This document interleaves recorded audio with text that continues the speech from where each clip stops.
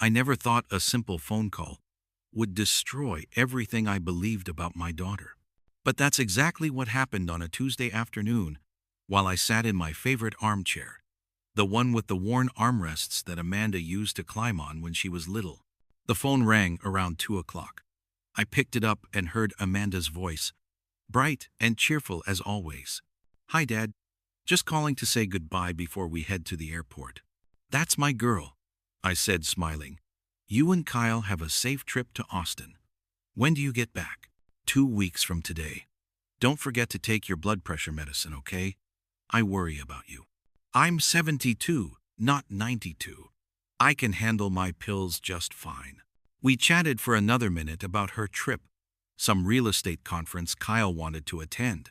Then Amanda said she loved me, and I told her I loved her too.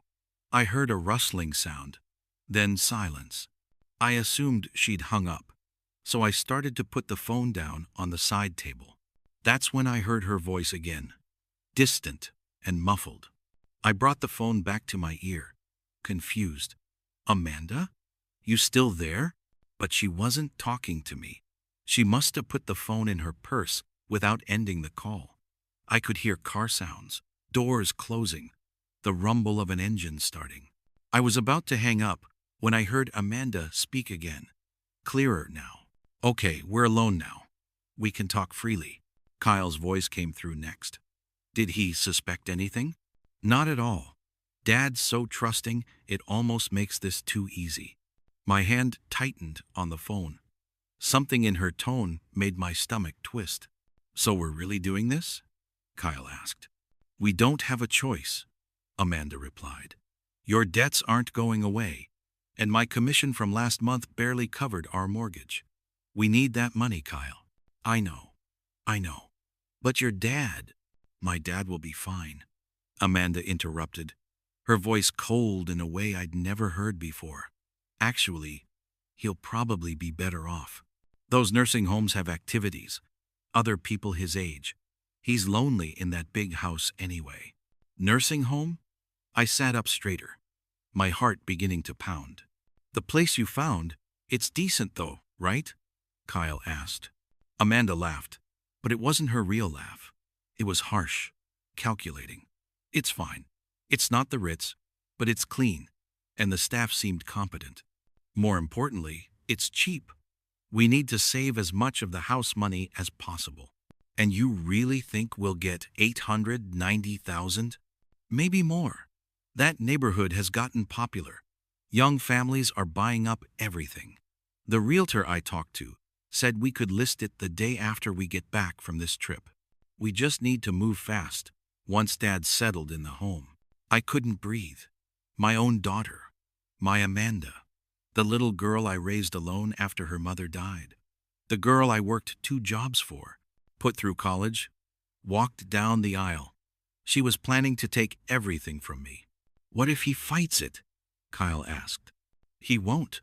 I've been setting this up for weeks. All those calls asking about his memory, those concerned questions about whether he's been confused. I've been documenting everything. Plus, I've been dropping hints with his neighbors that I'm worried about him. When we come back, I'll suggest the nursing home like it's for his own good. He trusts me completely. He'll go along with it because he'll think it's what I want, and he's always given me what I wanted." "Your old man really is too trusting," Kyle said with a chuckle. "That's what happens when you're a good father," Amanda replied. There was a strange note in her voice. Was it guilt? But then she continued, "But we can use that. Once we have power of attorney, we can handle everything. The house sale, moving his stuff, all of it. He won't even need to be involved." 2 weeks, Kyle said. "We go on this trip, come back, and put the plan in motion." "Exactly. By this time next month, Dad will be settled in the nursing home, the house will be on the market, and we'll finally be able to breathe again financially." I heard more rustling, voices fading as they apparently arrived at the airport. Then the call finally disconnected. I sat there in my armchair, the phone still pressed to my ear, listening to the dial tone. My hand was shaking. My whole body was shaking. The girl I'd sacrificed everything for was going to betray me. She was going to put me away like an old piece of furniture she didn't need anymore and sell the home I'd built for her. I looked around at the walls I'd painted, the floors I'd refinished, the garden visible through the window that I'd tended for 40 years. This wasn't just a house worth $890,000. This was my life. And Amanda was planning to sell it right out from under me. For 2 days, I couldn't eat, couldn't sleep. I just sat in that armchair, replaying Amanda's words over and over in my mind. Every time I closed my eyes, I heard her voice cold, calculating, talking about me like I was a problem to solve, instead of her father. I kept thinking I must have misunderstood. Maybe I heard wrong. Maybe there was some explanation that would make sense of it all. But deep down, I knew the truth. My daughter was going to betray me for money. On the third day, Bea knocked on my door.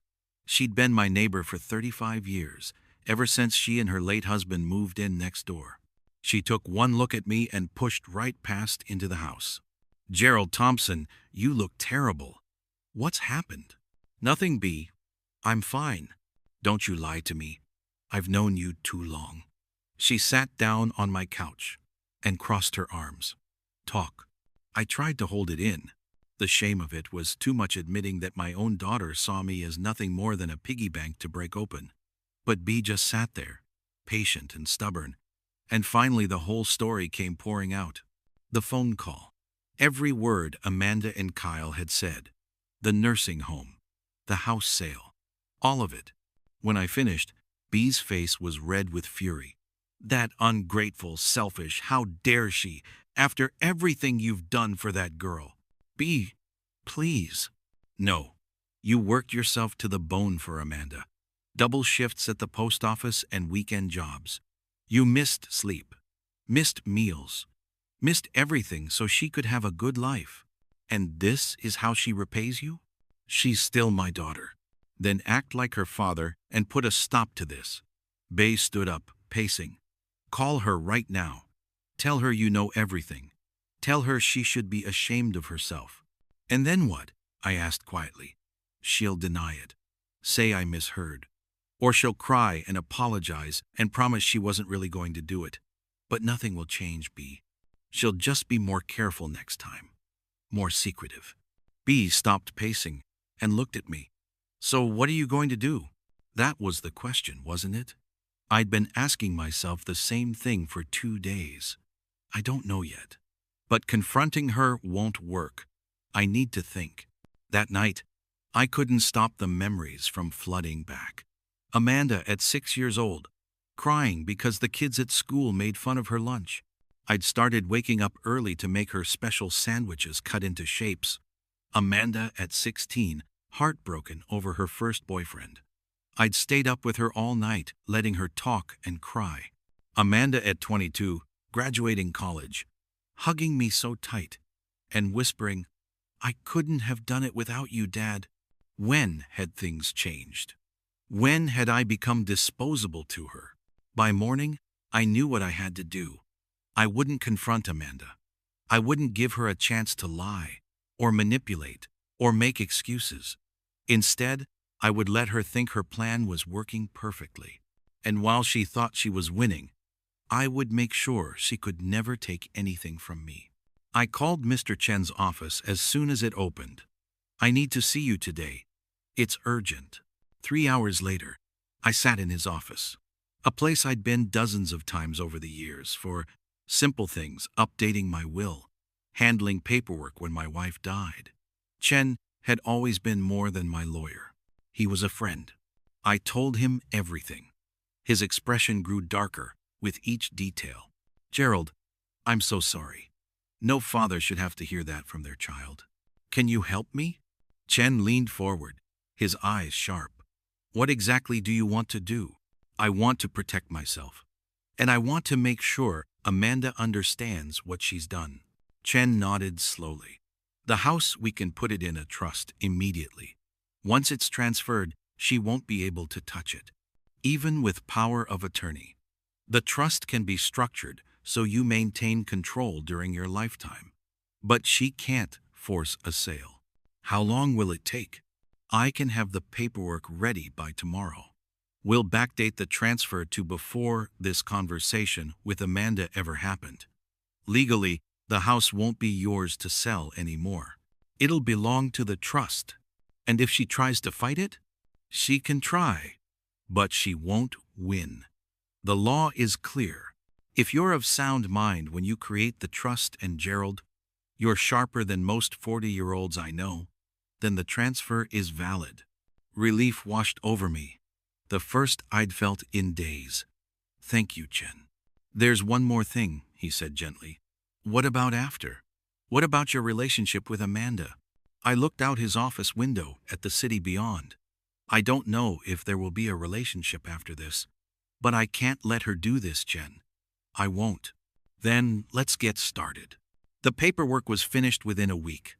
The house, my house, the place where I'd raised Amanda, where every room held a memory, now belonged to a trust that she couldn't touch. Chen assured me everything was airtight, legal, protected. I signed the papers with a steady hand, though my heart felt like it was breaking with each stroke of the pen. Now came the hard part. I had to pretend nothing was wrong. Amanda called the day after she and Kyle returned from Austin. Dad, we're back. Can we come see you tomorrow? I forced cheerfulness into my voice. Of course, sweetheart, I've missed you. The next afternoon, they arrived with a large gift bag. Amanda hugged me tight, and for a moment, just a moment, I wondered if I'd imagined everything. Maybe the phone call was a dream. Maybe my daughter still loved me. Then Kyle handed me the bag with a smile that didn't reach his eyes. A little something from Texas. Inside was an expensive watch, silver and heavy. The kind of thing I would never wear. The kind of thing you give someone when you're trying to ease your guilt. It's beautiful, I lied. Thank you both. We sat in the living room drinking coffee. I watched Amanda's eyes dart around, taking inventory of the house, probably calculating its worth. She asked how I'd been, if I'd remembered to take my medicine, if I'd had any trouble with anything while they were gone. Actually, I said, playing my part, I did have a strange moment at the grocery store last week. Couldn't remember where I'd parked my car for a minute. Stood there looking around like a fool. Amanda's eyes lit up. She tried to hide it, but I saw. Oh, Dad, that's concerning. Has that happened before? Once or twice, I suppose. Nothing serious. She exchanged a glance with Kyle. You know, it might be good to have someone check in on you, just to help out around the house. Make sure you're okay. I've been managing fine for 72 years. Amanda, I know. But humor me? I worry about you here, all alone. I pretended to consider it. I'll think about it. That seemed to satisfy her. Before they left, Amanda hugged me again. I love you, Dad. I just want what's best for you. I hugged her back, wondering if she could feel my heart breaking. I know, sweetheart. Over the next 2 weeks, Amanda's campaign began in earnest. She called me 3, sometimes 4 times a day. Every conversation was a test, looking for signs of confusion or forgetfulness. She'd ask me what I had for breakfast, then call back hours later and ask again, trying to catch me in a contradiction. She visited constantly, always with Kyle, always watching me like I was a specimen under glass. She'd ask me to remember things, to find things, to explain things. Every stumble, every normal moment of human forgetfulness was noted, documented, stored away as evidence of my supposed decline. I played along. I'd pause before answering questions, pretend to search for words that came to me easily. I mentioned feeling a bit fuzzy one morning. I asked Amanda to remind me of her friend's name, even though I remembered perfectly well. Each lie made me sick, but I told myself it was necessary. I needed to see how far she would go. One afternoon, I saw Amanda talking to Mrs. Patterson from 3 houses down. Later, Mrs. Patterson knocked on my door, concern written all over her face. Gerald, is everything all right? Amanda seemed worried about you living alone. So that was her game. She was building a case, getting the neighbors involved, creating a narrative of a confused old man who couldn't care for himself. B was furious when I told her, "She's poisoning people against you, making them think you're senile." "Let her," I said calmly. "It won't matter soon." 2 weeks after their return from Austin, Amanda and Kyle invited me to dinner at an expensive steakhouse downtown. I knew what was coming. This was it, the moment they'd reveal their plan. We ordered drinks, made small talk, and then Amanda reached across the table and took my hand. "Dad, Kyle and I have been talking. We're worried about you." "Worried? Why?" "You're getting older, and living alone in that big house, it's a lot. We found this wonderful place, a care community, where you'd have people around, activities, nurses if you need them. We even scheduled a tour for next week." Kyle jumped in, and Amanda had a great idea about the house. All that maintenance, the yard work, the repairs, it must be exhausting. What if we sold it? The money could pay for your care, and you wouldn't have to worry about anything. Amanda squeezed my hand. "We even had it appraised. The market is hot right now. We could get $890,000, maybe more." There it was, the exact number from the phone call. I looked at my daughter's face, searching for any hint of shame or hesitation. There was none. Just eager anticipation, barely concealed greed dressed up as concern. Kyle sat beside her, trying to look sympathetic, but mostly looking impatient. "That's a lot to think about," I said slowly, letting my voice shake just a little. "A nursing home? Selling the house?" "Not a nursing home, Dad. A care community. It's different. Beautiful, actually. They have gardens, social events, even a library." "And you've already had the house appraised?" Amanda had the decency to look slightly embarrassed. "Just to get an idea. We wanted to have all the information before we talked to you. We're trying to help." I picked at my steak, buying time, watching them watch me. "Let me think about it." The relief on their faces was almost comical. "Of course," Amanda said. "Take all the time you need, but maybe not too long. The care facility has limited openings." Over the next week, Amanda pushed harder. She brought paperwork to my house, power of attorney documents, nursing home applications, even preliminary real estate listing forms. She spread them across my kitchen table like a salesperson closing a deal. "If you just sign here, Dad, I can handle everything. You won't have to worry about a thing." My hand trembled as I picked up the pen, not from age or confusion, but from the effort of controlling my rage. I signed the power of attorney papers, watching Amanda's face light up with victory. What she didn't know was that the power of attorney was worthless. The house wasn't mine to give her control over anymore. It belonged to the trust now, safely beyond her reach. "There," I said, setting down the pen. "Does that make you feel better?" "So much better, Dad. This is the right thing. You'll see." 3 weeks later, Amanda called with news of another business trip. She and Kyle were going to Denver for a week to meet with investors for Kyle's firm. Her voice practically bubbled with excitement. "We'll be back next Friday. Will you be okay while we're gone? I've been taking care of myself for 72 years, Amanda. I think I can manage a week." The moment they left for the airport, I called B. "It's time." She came over immediately and we started packing. Just essentials, clothes, photos, important documents.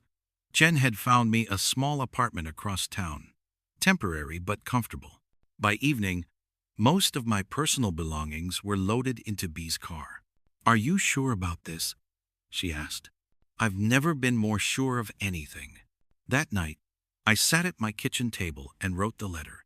I'd been composing it in my head for weeks, but putting the actual words on paper was harder than I'd imagined.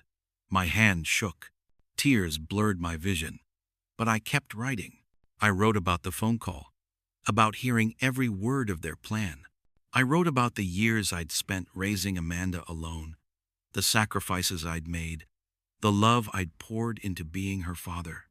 I wrote about trust and betrayal, about the difference between helping someone and using them.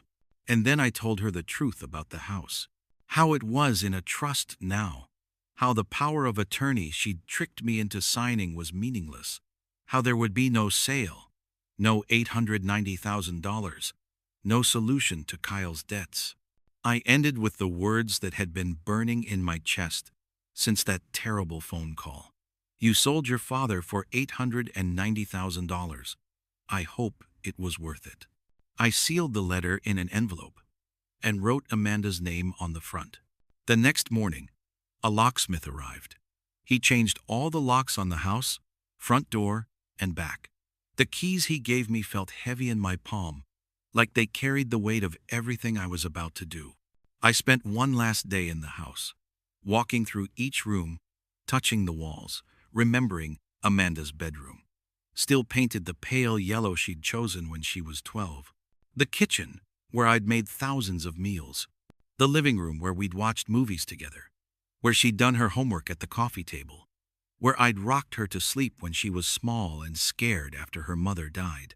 This house held every good memory I had of being a father, and Amanda was willing to sell it all, without a second thought. On Thursday evening, I placed the letter on the front doorstep, weighted down with a stone so it wouldn't blow away. I locked the door with my new key, tested it to make sure it held, and walked away. B drove me to my new apartment. As we pulled away from the curb, I took one last look at the house in the rearview mirror. Tomorrow, Amanda would come home expecting to start her new life, built on lies. Instead, she'd find a locked door and a truth she couldn't escape. Amanda's car pulled into the driveway at exactly 3:15 on Friday afternoon. I wasn't there to see it, but B was watching from her window, and she called me immediately. "They're here," she said quietly. I sat in my small apartment across town, phone pressed to my ear, imagining the scene I'd played out in my mind 100 times. B narrated in real time. Amanda's on her phone. She's smiling. Kyle's grabbing the suitcases. They're walking up to the door. Kyle's putting the key in, and oh, Gerald. His face. The key won't turn. Amanda's trying now. She looks confused. I closed my eyes, my heart pounding. She's looking around. She sees the envelope. She's picking it up. She's opening it. Gerald, she's reading it now. Silence stretched across the phone line. Then B's voice came back, softer. She's screaming. Gerald, she's screaming and crying. She just collapsed on the front step. Kyle looks like he's been punched. I should have felt satisfaction, victory, justice. Instead, I just felt tired and hollow. "Thank you, B. I'll talk to you later." I hung up and sat in the silence of my new apartment. It was done. The calls started within an hour. 17 missed calls from Amanda. 23 text messages, each more desperate than the last. I didn't answer. I didn't read them. What was there to say that I hadn't already written in that letter?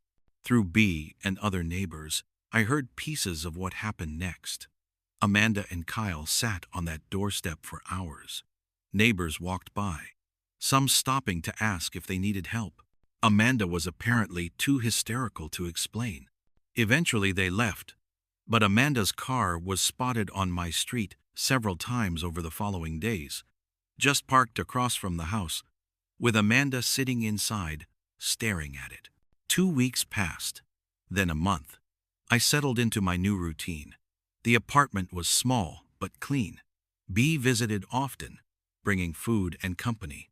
Some of my old friends from the post office started a weekly coffee meetup, and I joined them. Life went on, quieter and simpler than before.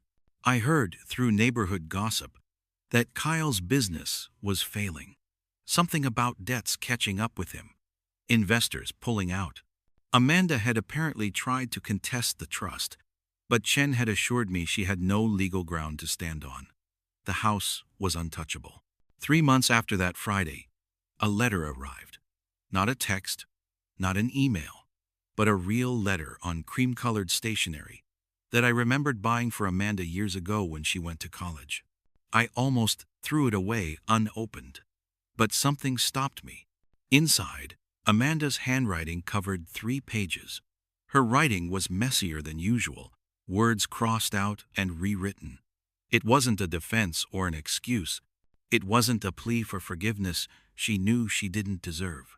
She wrote about looking through old photo albums, seeing picture after picture of me at her birthday parties, her school plays, her graduations.